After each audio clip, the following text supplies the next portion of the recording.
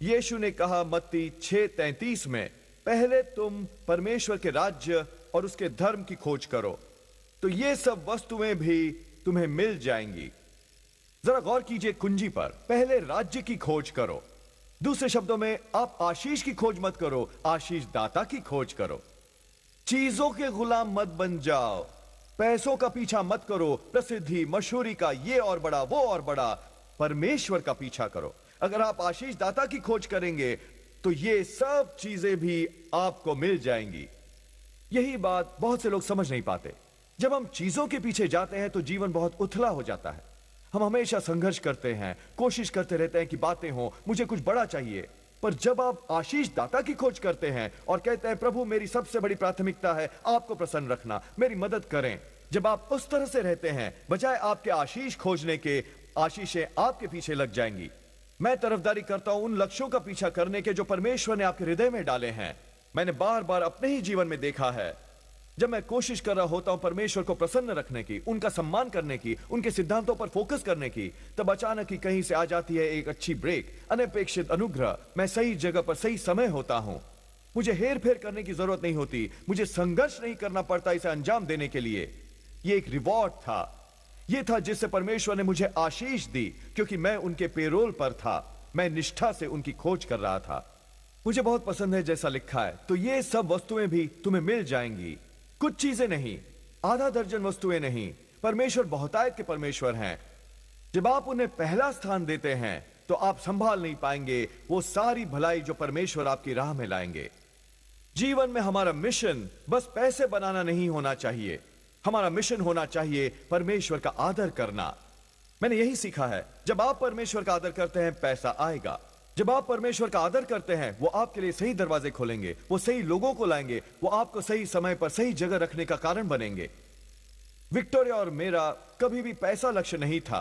हमारा लक्ष्य है परमेश्वर को प्रसन्न रखना। विक्टोरिया कहा करती थी कि उससे आशीष की खोज की और चमत्कार हो गया। सब वस्तुएं भी मिल गईं। अब यहां मेरी चुनौती है, आप आशीषों से ही प्रेम न करने लगें, आशीष दाता से प्रेम करें। आप इतने भी जुनूनी न हो जाएं कि मुझे बड़ा घर लेना ही लेना है, मुझे वो प्रमोशन चाहिए ही चाहिए, दिन रात काम करते रहना इसे अंजाम देने के लिए। नहीं, आपको पैसा बनाने के लिए नहीं बुलाया गया। आपको बुलाया गया है परमेश्वर का आदर करने के लिए। बेशक मेहनत करें, अपने टैलेंट्स को विकसित करें, अपना सर्वोत्तम करें, पर पैसे के पीछे मत पड़ें, परमेश्वर का पीछा करें। यदि आप आशीष दाता की खोज करेंगे, परमेश्वर आपको वो देंगे जो पैसा नहीं खरीद सकता। आप 24 घंटे काम कर सकते हैं पर अच्छी सेहत नहीं खरीद सकते। आप ताकत नहीं खरीद सकते, आप रात भर का आराम नहीं खरीद सकते। पहले परमेश्वर के राज्य की खोज करो और परमेश्वर आपको प्रतिफल देंगे इन सारी वस्तुओं को देकर। यह शब्द खोज एक बहुत ही शक्तिशाली शब्द है। एक परिभाषा में लिखा है, इसे हासिल करना एक महत्वपूर्ण जरूरत के रूप में। आपको परमेश्वर के साथ समय बिताने की जरूरत की ओर देखना होगा, एक विजयी जीवन जीने के लिए महत्वपूर्ण जरूरत के रूप में।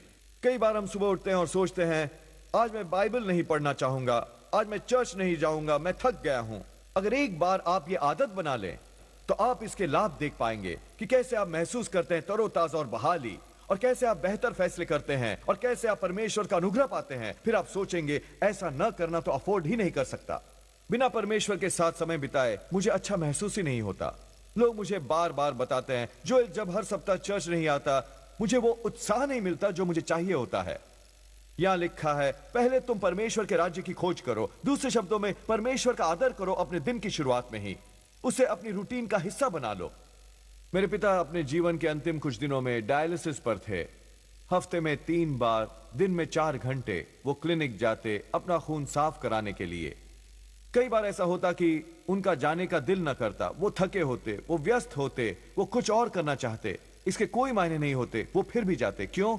उनकी जान इस पर निर्भर थी, कोई और ऑप्शन नहीं था। यह महत्वपूर्ण था। मेरे पिता को संसार भर में घूमना बहुत पसंद था, पर जब उन्होंने डायलिसिस शुरू की, उन्हें अपने प्लान बदलने पड़े, अपनी प्राथमिकताएं फिर से अरेंज करनी पड़ी। वो जानते थे कि डायलिसिस उनके लिए कितनी अहम है। इसी तरह ही हमें परमेश्वर की खोज करने की जरूरत है। इसे हासिल करें एक महत्वपूर्ण जरूरत के रूप में। जब व्यस्तता आ जाती है, बच्चों को आपकी जरूरत होती है, ऑफिस में हेक्टिक दिन गुजरता है, आपको हजारों चीजें करनी है, आपको कहना होगा, नहीं, ये एक ऑप्शन नहीं है, यदि मुझे शक्तिशाली रहना है, यदि मुझे आज प्रोडक्टिव होना है, यदि मुझे परमेश्वर का अनुग्रह पाना है, फिर मुझे अपनी प्राथमिकताएं फिर से अरेंज करनी होंगी ताकि मैं परमेश्वर के साथ समय बिता सकूं। शायद आपको जल्दी उठना पड़े, इससे पहले कि बच्चों को आपकी जरूरत पड़े, इससे पहले कि ईमेल चली जाए, इससे पहले कि फोन बजने लगे। आप ग्रहण करते हैं ताकत, प्रेरणा, बुद्धिमत्ता जब आप परमेश्वर की मौजूदगी में होते हैं। यही आपके जीवन को तरोताजा बनाए रखेगा।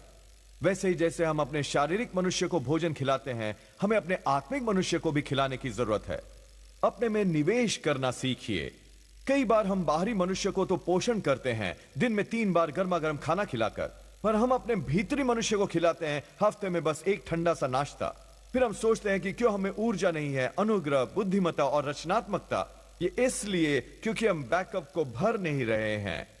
शास्त्र वचन में लिखा है, परमेश्वर की उपस्थिति में है आनंद की परिपूर्णता, शांति की परिपूर्णता, विजय की परिपूर्णता। वहीं आप पाते हैं ताजगी और बहाली। हर दिन आपको बाइबल पढ़ने के लिए समय निकालने की जरूरत है। पूरा दिन भर परमेश्वर की प्रतिज्ञाओं पर ध्यान लगाएं। कुछ अच्छा स्तुति का संगीत बजाएं, खामोशी का समय बिताएं जहां बस आप और परमेश्वर हों।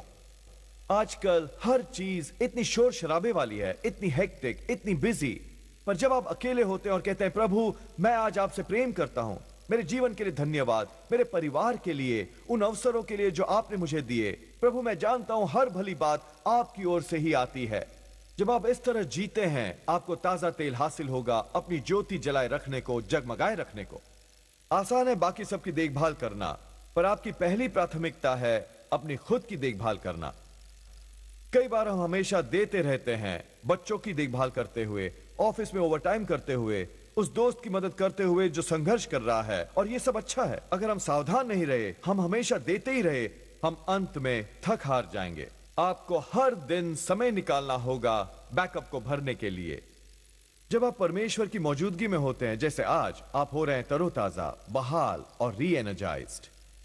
नीति वचन 3:6 में लिखा है, उसी को स्मरण करके सब काम करना, तब वो तेरे लिए सीधा मार्ग निकालेगा। पूरे दिन भर हमें परमेश्वर को स्मरण करना चाहिए, उनकी मदद मांगनी चाहिए, उनकी बुद्धिमत्ता मांगनी चाहिए, उनका धन्यवाद करना चाहिए उनकी अच्छाई के लिए।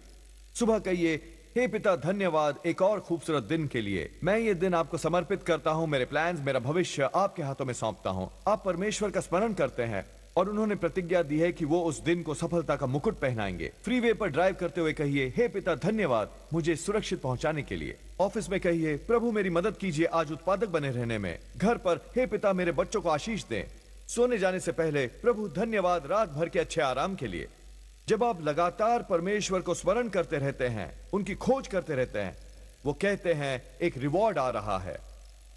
मैं सोचता हूं कि और कितना अधिक परमेश्वर का अनुग्रह हम देखेंगे यदि हम और ज्यादा परमेश्वर को स्मरण करेंगे।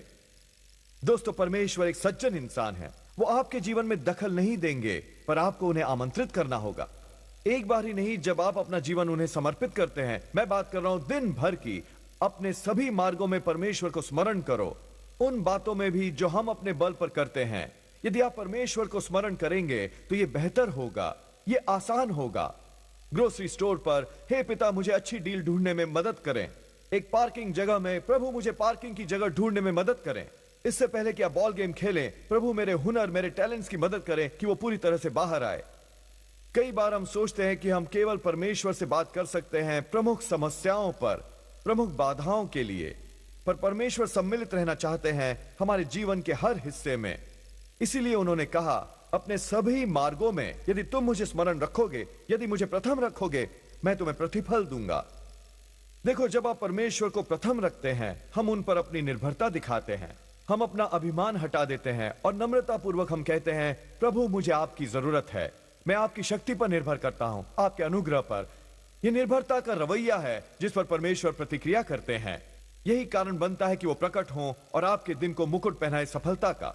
दूसरी ओर, जब हम परमेश्वर से मांगते नहीं मदद के लिए, हम अपनी आत्मनिर्भरता दिखाते हैं। हम कुछ इस तरह कह रहे होते हैं, प्रभु आज मैंने ये सब कुछ ठीक ठाक कर लिया है, मैं इसे अपने बल पर कर सकता हूं।